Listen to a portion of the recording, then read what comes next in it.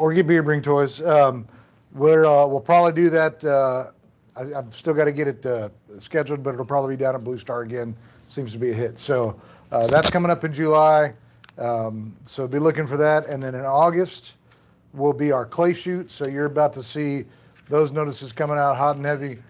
We need to get sponsors and teams and try to get, probably 20 teams worth there. Have a good time. That's our big fundraiser each year. So those things are coming up.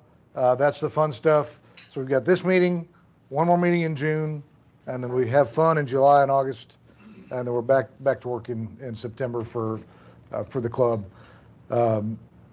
In July, one of the big things coming up as far as training goes, we talked about it last time, and you may or may not have seen an email come out, but it would have come from Nationals originally, is there will be an in-person, it's called the CCM Build-Up training.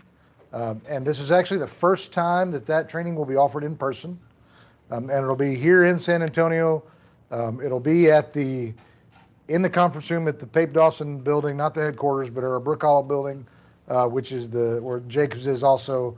So it'll be in our conference room. Jacobs is providing the lunch. We've got room for 30, 40 people. We've got some people signed up already, but we've got plenty of room for anybody else that wants to come. There are no prereqs, so you don't have to already have your CMIT. If somebody can come in and just get the training, it's 3 full days in July, back to back to back. I think if you're a member, it's $600 for 3 days. If you're not a member, I think it's $800. So it's pretty reasonable. Food is going to be included, and it's here in town. So you'll see us blast that out again. John's been doing all the legwork on that. The way that's going to work is 10% of the money that's paid will come back to the club. So for everybody that signs up, we'll get 60 or 80 bucks back to the club at really no cost to the club the way we've done it. So a little bit of profit, not a huge money driver, but we will get some. And then John was able to get a really good trainer to come down, and he's not charging the club. What is his name again? Brooke Corney. Brooke Corney. So Brooke Corney is coming down. I guess he's like the premier CMA trainer, and so he's going to come down. He teaches at all the national, yep, all the conventions. So yeah, so we're going to have, it's going to be a good training, good time, and it's local. So please try to fill some seats. Plenty of room for anybody that's left that wants to come. So with that, I will introduce Clifton. Clifton Hall's here from the MPO. He's got a degree from Oklahoma State and also one from the University of Kansas. So he's a Big 12 boy. Sounds what it sounds like. I like Okie State guys. They're good guests. And he's spent time with NCT COG doing the similar work up there, and now he's been here with the MPO down here since March of 2020. Mm-hmm. And he's here to tell us about the tip and other things going on at the MPO. Yes, sir. All right, thank you. All right, thank you, Jake, for the intro, and thank you to Don Vernon for inviting me, and thanks for coming to our public meeting a few weeks ago. Yes. So, y'all don't go to their public meetings, you should. Yeah, so since anybody else go to a public meeting, I'm not calling you out, but this is a similar presentation to what you would have gotten at the public meeting. So I was working on a tailored presentation for y'all with a little bit more information about funding, so I'll be sure to hit those high points and kind of talk about the cradle to grave funding and construction process, and explain kind of our role in developing the roadways you see around us and transit as well, and as well as some other programs that we're in charge of. So again, my name is Clifton Hall. I'm the Transportation Planning Program Manager at AAMPO, and again, I've been there about 4 years, been doing this role about 2 years, and I get to do a little bit of everything day to day when it comes to planning. So I actually put together our short range plan with the help of a planner, and then I'm also kind of the coordinator between our long range planning efforts and just general planning. And so a lot of you are probably wondering what all that means. And so kind of what I'll go over today is who we are at AAMPO and what we do, how we fund projects, which is one of the key things that we do. Everything we do kind of filters or funnels towards funding. I'll talk about our core documents, which is kind of how we do the work that we need to do. I'll talk about our short range plan project call, short range plan also known as the TIP, and then how we develop that TIP document as well as the MTP, our long-range document, and then I'll talk about how we test these plans to make sure that they're following the air quality standards that we have to meet through the federal government. And then we'll have plenty of time at the end for questions. So again, AAMPO or MPO. So all MPOs are federally mandated. So any region with more than 50,000 people at their core city has to have an MPO. And they've been around since the 60s. Around the 90s, we got a lot more strength as far as what the federal government wanted us to be doing. But really, we're just here to guide regional transportation planning policy.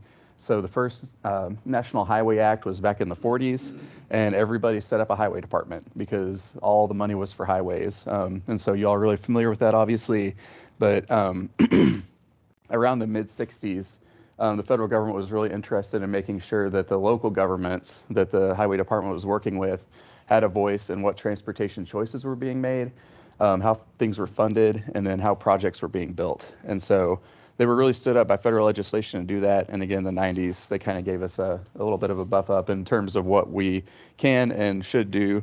So when I talk about the MPO, we have I think it's about 18 staff people now.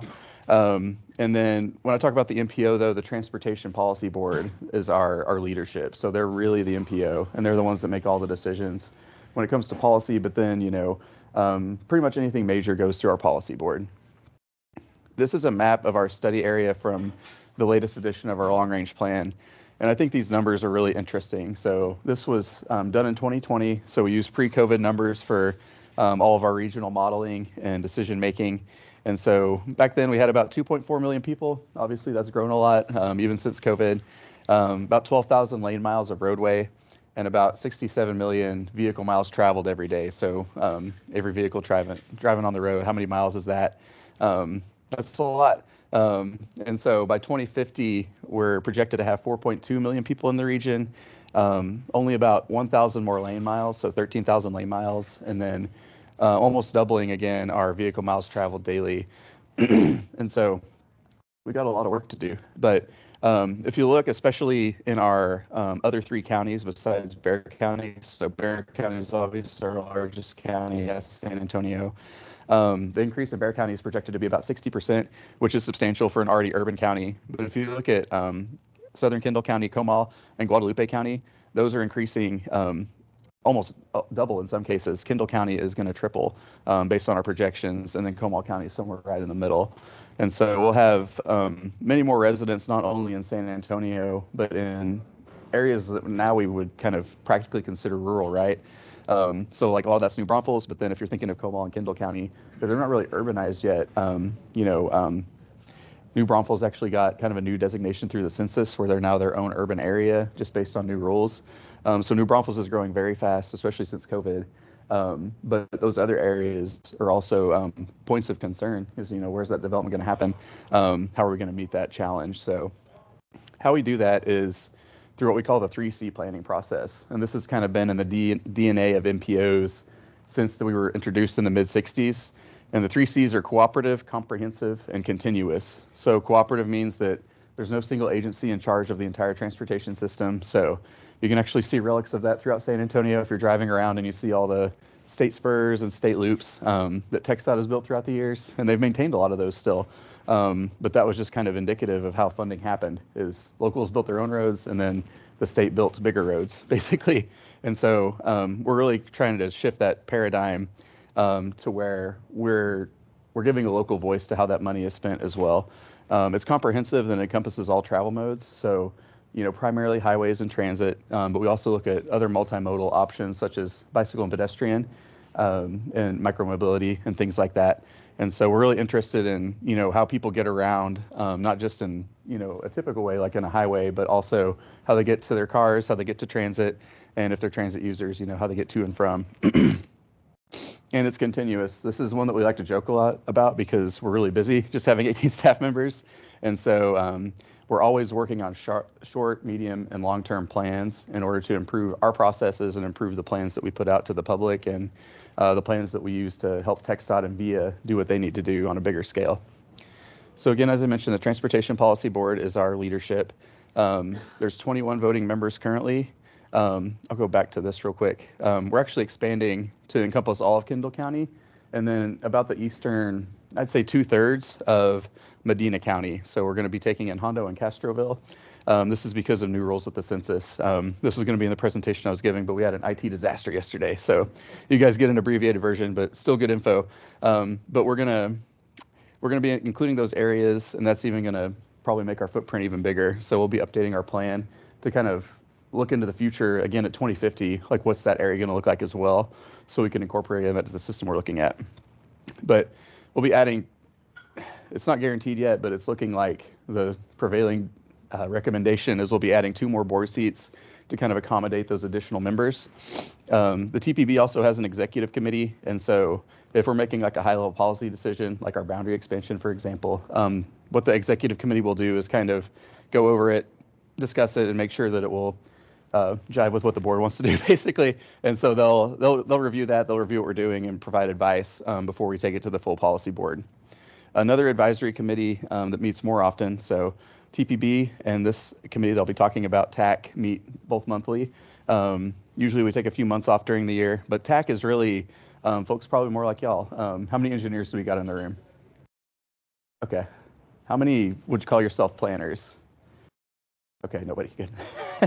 What about construction managers? I know this is a construction manager meeting. Okay. Interesting. Okay, well, we'll have to chat. Yeah, this is very interesting. So, but you know, TAC is mainly folks like y'all, planners, engineers, and they're from our, government, local government cities. And so they're professional staff mainly from around the region. We also have an ATAC, and that one's a little bit more eclectic. That has a more community focus. And so we do have planners and engineers, again, from TxDOT, from our local governments, but also some community-facing members and some almost like market members. So we have a few people that are micro-mobility. We have a little bit more transit representation, and then a lot of bike and pedestrian-focused organizations sit on that ATAC. But obviously, they're focused on our more multimodal aspects of things, and so they're a little bit more informal, and they kind of get down to the nitty-gritty when we select projects and stuff, and how we'll select those particular types of projects. But as you can see from our policy board roster, this is who's on our board, and so there's a lot of representation from Bexar County and City of San Antonio. It's roughly population-based, but then we also have representation from, our suburban cities within Bexar County, and then our what we call our outer counties, Comal, Guadalupe, and Kendall. And so we have a few different organizations in the region that they collaborate on a lot of regional efforts or sub-regional efforts, really. So like we have the Northeast Partnership, we have the Greater Bexar County Council of Cities. And so we get a lot of representation from those organizations. So we appointed board seats for them specifically to kind of streamline that a little bit. You also notice there's a few appointed officials. So the Bexar County engineer has a seat. The City of San Antonio Public Works Director has a seat, and then their planning director has a seat. So it's really a good mix, but these are, higher level officials and politicians that help run our policy board. And this is pretty typical for MPOs across the country. So now what matters the most, our funding. So we have 3 different pots, as we like to say. There's federal funds, state funds, and local funds. And we really, really, really need all of these funding sources in order to do what we do. So for federal funding, mainly what we're looking at is to do our work, we receive what's called planning funds. And so I'll explain it a little bit more, but those funds always go through the state DOT. And so a lot of these funds we'll be talking about either get sent to the state DOT to use, or they pass through directly to us. And so whenever you're working on an MPO project or any project involving federal funding, you're going to be dealing with almost invariably the State Department of Transportation. The bipartisan infrastructure law, y'all might remember a couple years ago that passed, and it really was a groundbreaking law. It continued a lot of things that was in the previous authorization bill, which was called the FAST Act. So there's usually a new authorization bill for new funding about every 5 years. And if Congress decides not to make a new bill, they'll just extend the old one by a year or two. And so that's always an interesting process. But with the BIL, they ended up expanding on what the FAST Act did, and they expanded the amount of money that was available. And I was doing a little research this week, and the FHWA looked at the amount of money that was coming in because of the new transportation bill, and it was actually more. It was very similar, but it was more. And so now you might have heard the term donor state. So we talk about state funding. We have a state gas tax and a federal gas tax, and that's where a majority of our highway funding comes from. And Texas used to send more to the federal government than we receive back in contributions, but the way this memo I read explained it is basically with the BIL, now there's no donor states. Like we're getting money from other sources that's able to kind of compensate for that. And so we're really living in unprecedented times when it comes to highway funding and even transit funding. And so the BIL includes what we call formula funding, which is kind of what I'm mainly talking about, but then it also expanded the amount of discretionary grants. So MPOs and DOTs can apply directly to FHWA or FTA and ask for these specific grant programs. And in those cases, the money goes directly to them. So for state funding, I already mentioned the gas tax. We also have Prop 1 and 7, which is an oil and gas tax, and then a sales and use tax, respectively. And those really go more towards maintenance. I'll show a graphic for that. But then local funding, really the biggest source is like your bond program for the city of San Antonio or other localities. There's some general fund money that goes into transportation as well. And then there's also the Advanced Transportation District, which is run by VIA, and that has a sales tax associated with it. And then Bexar County generates some funds from vehicle registration fees. And so there's obviously a lot more out there, but those are the ones that generate the most revenue. All right, this is a big chart, so we'll send this presentation around. I'll make sure that Don gets it, but this just kind of shows the process a little bit more in depth, and so I'll just go over it really high level. And I realize now it's kind of hard to see, but basically what happens is funding sources that the state raises get blended together with the federal funding sources that are out there. And so TxDOT has been doing their thing for a long time, and they have their own funding categories. And they've maintained those throughout these different authorization bills. So as new formula programs, new discretionary programs get implemented by Congress, they've kind of maintained the way they do things at the state level since then. And so like I was saying, Prop 1 and 7, those are big revenue generators, but those go directly to maintenance mainly, and some project development costs. But the big source of our funding is what we call National Highway Performance Program funding. And so what happens is these different funding programs get either passed through TxDOT or they get blended together with state funding to form kind of the backbone of funding for what TxDOT needs to do. And over here on the right, it's really hard to see. I'm sorry about that. But basically, Congress allocates money for the Federal Highway Administration, who allocate it to the state DOT. And then we work directly with our DOT regional office to do these different programs. And so we're kind of thinking of two different things, but basically a majority of the funding that we use at the MPO even is kind of sent directly to TxDOT, and then we're kind of working directly with TxDOT in order to not generate, but to program a lot of this funding.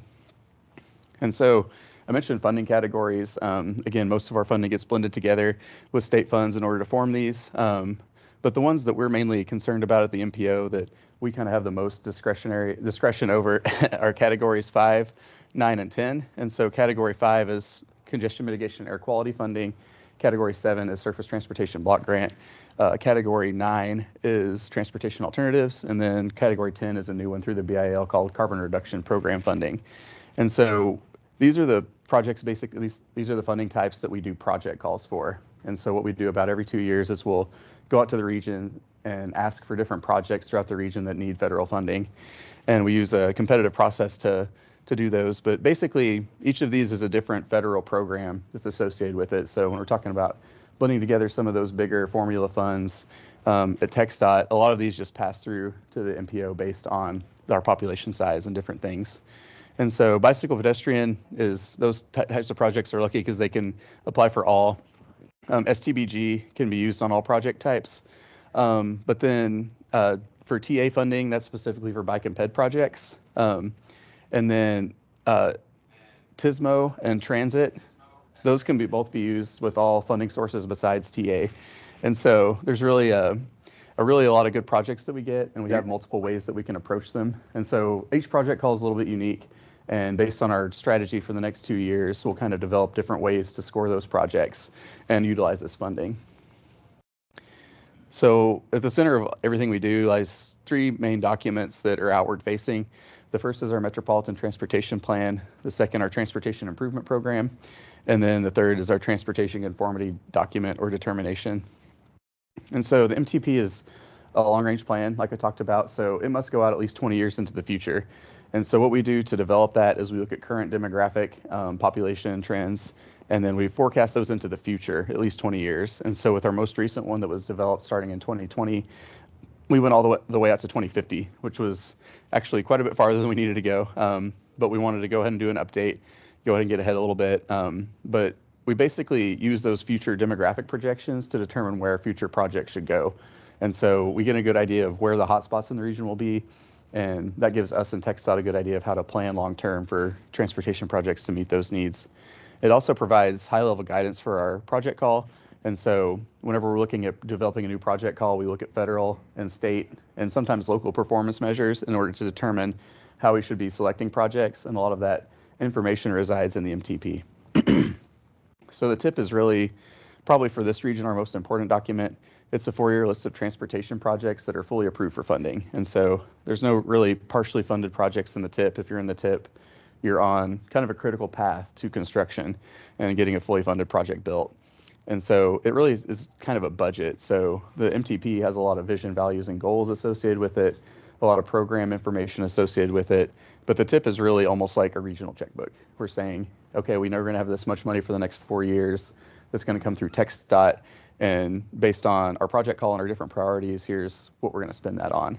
And in some cases, we have some unfunded projects that live in our MTP that weren't funded, but we're still planning on doing if we can find the funding.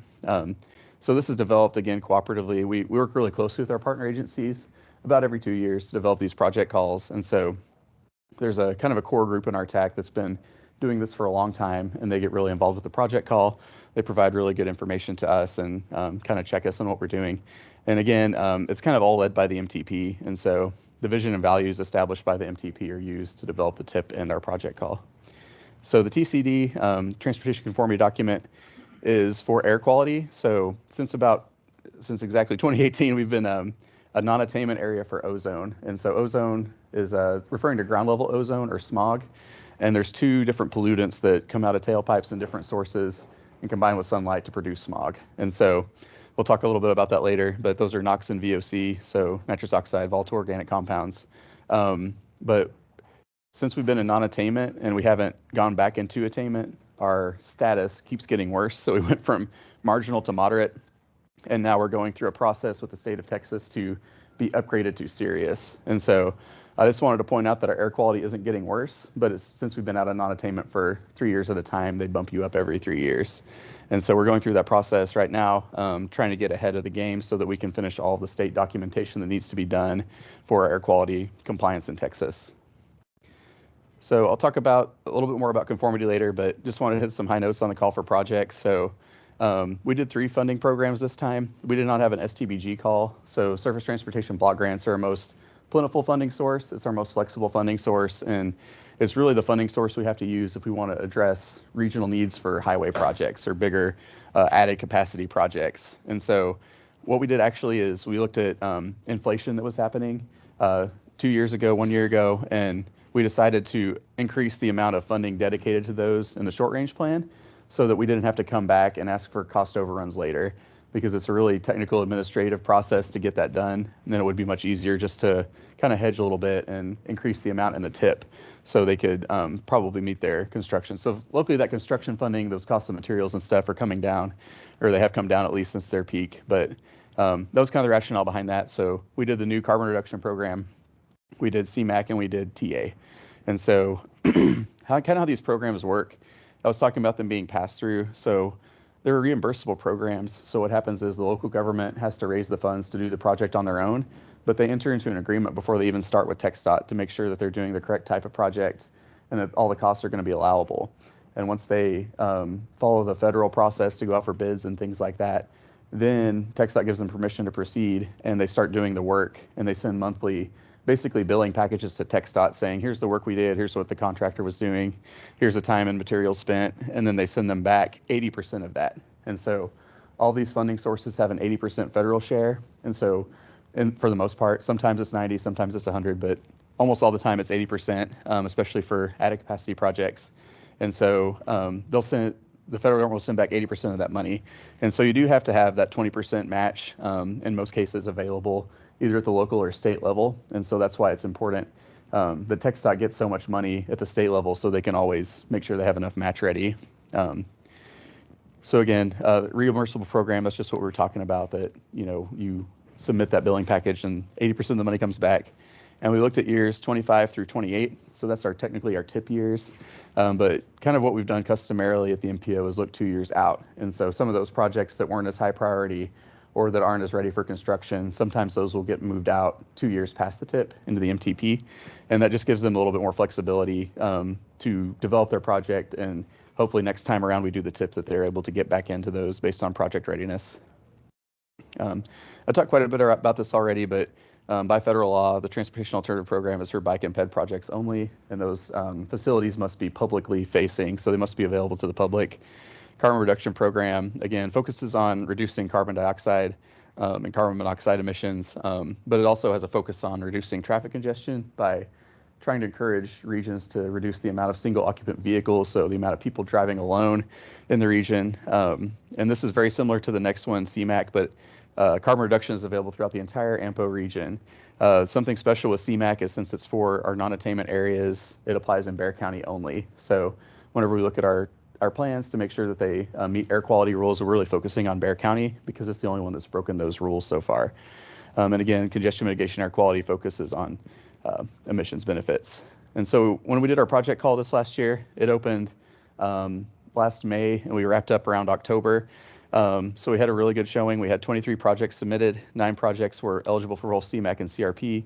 And then 22 of those were deemed eligible. And something that was kind of cool that I don't think's ever happened before is we had enough funding because of the generous amount from the BIL that we were able to award all of those eligible projects. And so we received 12 projects from Texas, 4 from New Braunfels, 2 from City of San Antonio, and 1 each from Book, Selma, Schertz, and Bexar County. And so the one ineligible project was an ACOG project. We thought it was a good project. It was a transit project connecting San Antonio with Austin. And I think we had enough funding to do it, but as we looked into the rules for the different funding programs, we couldn't use CMAQ because it went outside of Bexar County. We couldn't use CRP because it was ineligible. And so we really didn't have any funding available to do that project. So not that it was a bad project, we thought it was a good idea, but it wasn't eligible for the funding we had available. And for each of these project calls, really the meat and potatoes is scoring the projects. And so we look mainly at congestion safety, and depending on the funding source, a few other things like emissions reductions. And we really use those data that we get as an MPO and data from TxDOT to score those projects and make sure that we're getting the best bang for our buck. For TA, there are some new rules about basically context-sensitive solutions or safety for vulnerable road users. And so we introduced some new elements into our TA scoring that we hadn't used in the past. And then with CMAQ and CRP, what we've done since I've been here for the last 4 years or so is really focus on emissions benefits. So we have calculators where we can put project details. FHWA produces these calculators. We put in project details and it gives us an emissions reduction estimate. And so that's really what FHWA focuses on with these things. We also give bonus points. So, you have to have 20% local share in that participating federal program. But if you're able to produce more than 20% and put that towards the project, TxDOT calls that a local contribution. And so if you're doing that, we call it overmatch at the MPO. If you're doing overmatch, you also get some bonus points for that. So that can give you a little bit of an edge in scoring. So when all was said and done, we funded 10 CMAQ projects, 5 CRP projects, and 7 TA projects for a total of $144 million. And so those are exciting times. Again, we'll send this presentation around so you can see exactly who got what. But yeah, I think it went pretty well, and we're looking forward to doing a new project call starting this fall. So we're working on that right now. So once we get the new projects selected, we have to develop the TIP document, and then we have to amend the long-range plan to match the TIP.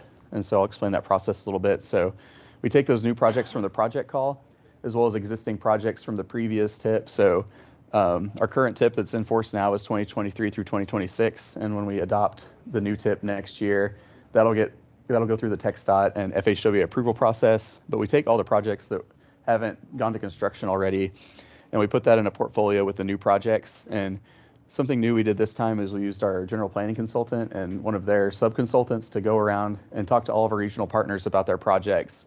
And we had a man, Jonathan Bean, who used to work for TxDOT for a really long time. So he's working for one of our consultants now, and he was able to kind of sit down with us and with our project partners and really go over the details of the project and make sure that we had a realistic construction estimate for those. And so that was a really helpful process. But what we did is we looked at the readiness of those projects through our analysis, and then we looked at the available funds that we knew would come in the next 4 years. And we basically just did portfolio management on it. And so whatever projects had been there the longest, we kind of prioritized those, but we made sure that we focused on readiness first. And then really that fiscal constraint is what we use to place projects in different years of the TIP. And so once we have our TIP all settled, we have to make sure that our MTP is consistent with all those TIP projects. So we had to add a bunch of projects to our long-range plan project list. And then we also worked with TxDOT starting last fall. We coordinated really closely with them to see what their long-term needs were and what projects they were thinking would be coming down in the next 10 to 20 years. And so we updated our regional model to include that. So we worked really closely with the SAT district staff and made those updates to the MTP on those major regional projects.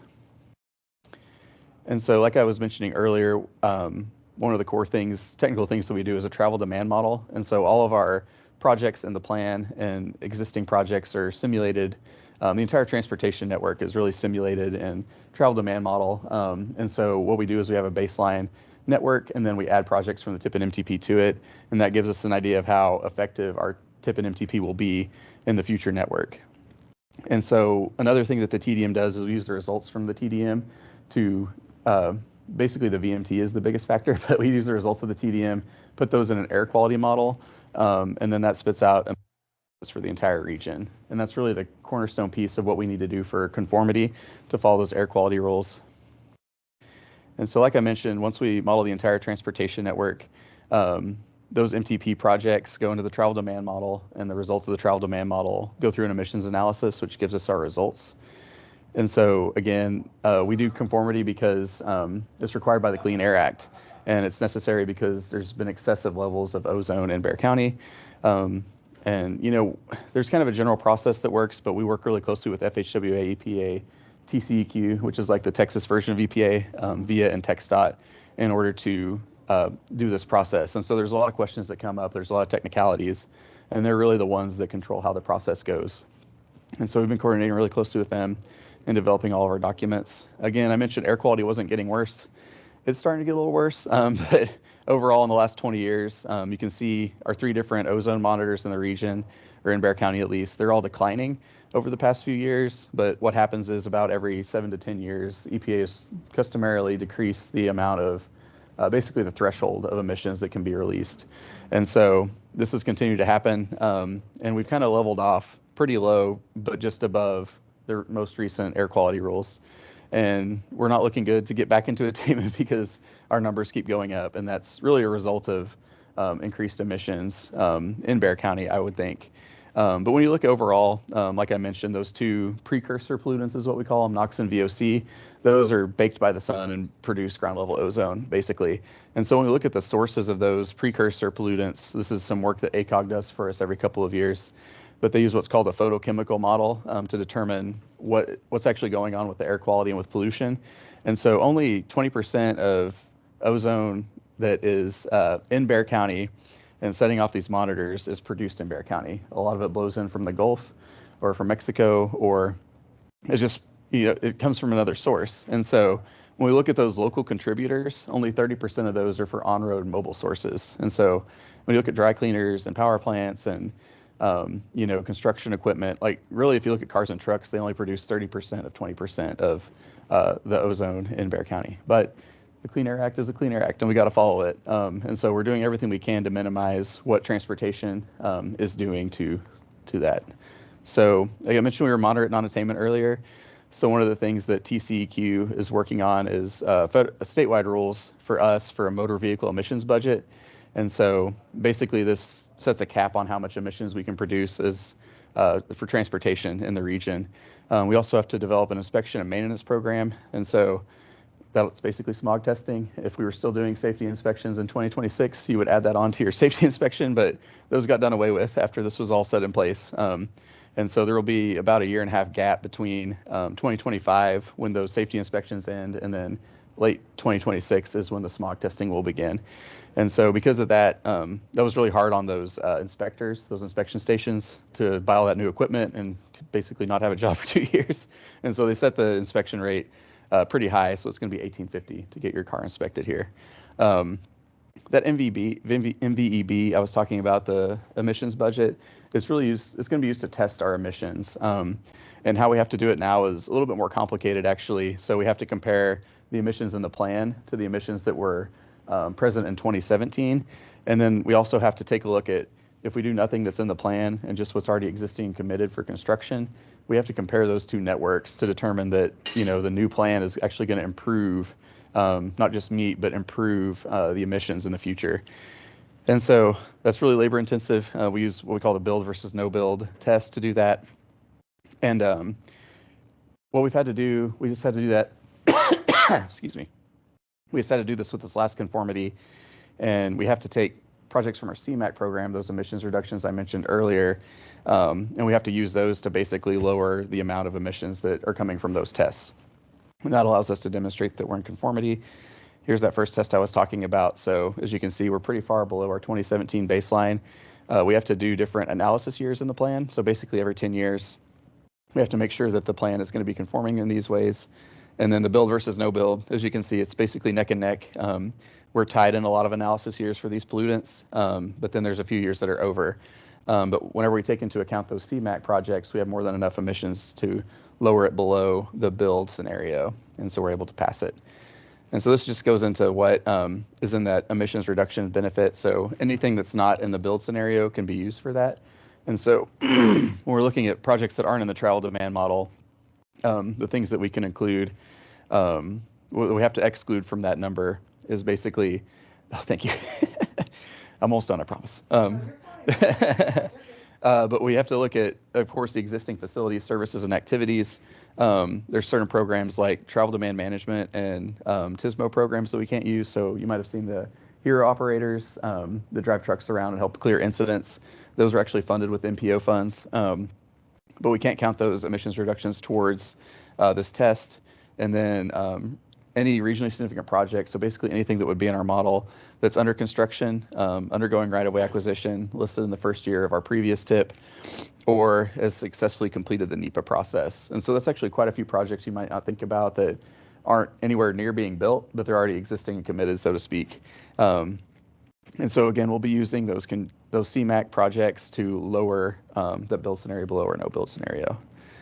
And this is just a schedule of our adoption. So we've already gone through all our public meetings, and we're getting ready to go to TAC for our technical advisory committee for action. So they'll be recommending our new tip, our updated MTP, and then our transportation conformity document to TPB. So TPB is scheduled to take action on June 24th. And then we'll be working with FHW hopefully over the summer to address any comments they have about our conformity document. And then they'll be able to show that our MTP is conforming, and they'll be able to start approving the new statewide tip in the fall. So this is just a flyer. If you're able to catch this QR code, that's where you can still provide public comment to our plans. And so that will be open until May 31st. Again, our website's down right now. Later, but this just shows a lot of information about the project call if you're interested, and that's all I got. So thank you very much.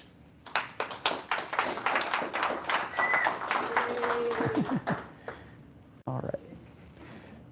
All right, we'll open it up for any questions. If you have a question, I may come over. So we got the mic ready. All right. I don't need one. Clinton, how do we find out when the call for projects occurs? Good question. Of those that offer grant writing assistance?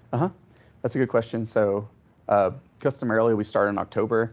We're trying to introduce some new elements into it and maybe spread the process out a little bit. But when we've always started in October, it's been kind of a formal start or a nominal start. And so that's just really to put our local agencies on notice and help them work with their councils and different folks that make those decisions in order to get the right projects in for the call. So the bulk of the work for local starts in January. And usually the actual submittal package is due in April. And then we have to spend the summer going over it and usually approve it later in the summer, the final projects and everything. So again, like I mentioned, we work really closely with TAC to score those projects and develop that scoring process. But I think what I'm going to be proposing and working with our TAC on is that we start some of the higher level screening of projects, determining which projects are eligible, kind of get some of that work out of the way starting in October. And so basically we might have like an interest form or like a higher level form that will probably be more MTP or long range focused. That'll help screen out some of those projects and determine what's eligible. And then we'll probably go through the tip, the more data intensive process starting in the spring, kind of like we always have. So does that make sense? Thank you. Awesome. Yes, ma'am. Yes, sir. You mentioned that y'all are Mhm. Are y'all looking at Wilson County? Not currently. So basically, you need a critical mass of population in one of those city centers. And Wilson County, I think Wilson County is actually in our travel demand model because we thought Wilson County would grow more. But those southern counties, Atascosa and Wilson, just haven't been growing at as fast of a rate as Medina County. And so we have to look at the census every 10 years or so and see which areas are urbanizing and becoming more urban. And so once you have an urban area in your county and then your county's over 50,000, that's really what triggers, actually, so if your city's over 50,000. So if those core cities in Atascosa and Wilson County go above 50,000, then they would either have to form their own MPO or join ours. Probably join ours, but yeah, it's really based on the census. So good question. That project, ACOG project, right? The one that was not selected. Do y'all try to collaborate with other MPOs? I mean, it sounds like that could be the thing that ties it all together, maybe makes it a job. Absolutely. And that's where it just gets really kind of tricky administratively. We talked to FHWA about it, and they said that we really can't spend our MPO funds and dedicate them to a project that goes outside of our MPO study area. And so even though we coordinate really closely with CAMPO, the Austin MPO, we've had a few joint board meetings with them over the years. So I think we've had 2 in the past year. And so we're really trying to coordinate with them as much as we can. But we kind of got that determination from FHWA that we can't spend our money outside of that. And so we'd have to work more closely with TxDOT because they deal with statewide planning and intercity things like that. So I think we could probably work something out with TxDOT or discretionary grant to make that work. But based on the funding we had available, it wasn't allowed. So yeah, awesome question. Clifton, when Yes, sir. when projects, leave the tip and go to the cities and get funded, and then the projects end up costing more than planned. How does that feed back into what y'all do? Yeah, that's a good question. Each MPO really deals with that differently, in each state, really, to be honest. So what we do now is we make them sign a project understanding form that says if you have any overruns, you're responsible for them. And so basically, it would make sense for the city to fully fund the project from their general fund or from a bond and then come to us for funding, but that's not usually the way it works. So we do have some issues sometimes with different local governments sometimes it's based on their own bylaws even, where if they go over, they have overruns for construction, it gets really difficult for them to cover those costs. But that's a decision we made a while back. We used to cover cost overruns, but it was really getting out of hand with scope creep, and we were a lot more liberal back then. But just with more and more parts of the region being added to the MPO boundary, we kind of had to put the kibosh on that. And so we're a lot more strict now. But yeah, that's part of the project funding process is we make them sign that agreement form, acknowledging they have to cover those cost overruns. So it is problematic sometimes.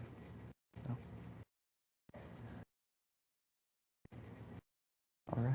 Are the funding for the projects, how detailed is the breakdown of the funding as far as design, construction versus construction admin? Are there limits to the percentages of each of those components? And I know some of the GLO projects will say engineering and construction can only be X percent.